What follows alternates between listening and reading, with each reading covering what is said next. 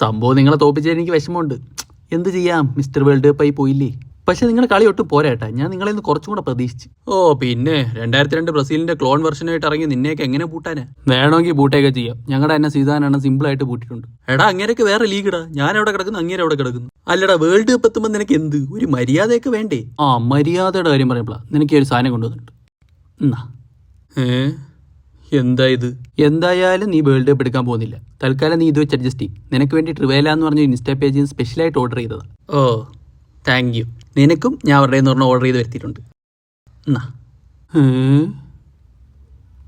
Hakimi, നീ പകപോക്കുവാണല്ലേടാ. ഞാൻ ഇത്രയെങ്കിലും ചെയ്യണ്ടേടാ.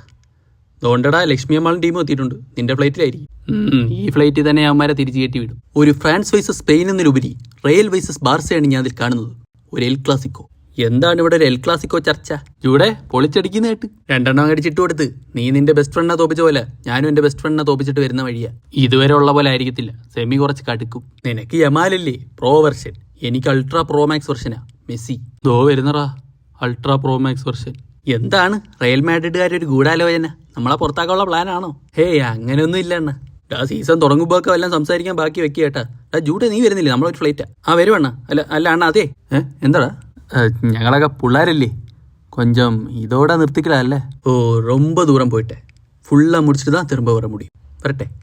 എന്തു പറഞ്ഞിട്ട് പോയേ? എനിക്കോട്ട് മനസ്സിലായില്ല. അത് മനസ്സിലാക്കാനൊന്നുമില്ല. നമ്മളെയൊക്കെ ഫുള്ളായിട്ട് മുടിപ്പിച്ചിട്ടേ പുള്ളി പോത്തോളന്നു. എന്നാലും സമ്മതിക്കണം, ഇപ്പോഴും പിടിച്ചിരിക്കുന്നില്ലേ നമ്മുടെയൊക്കെ കൂടെ.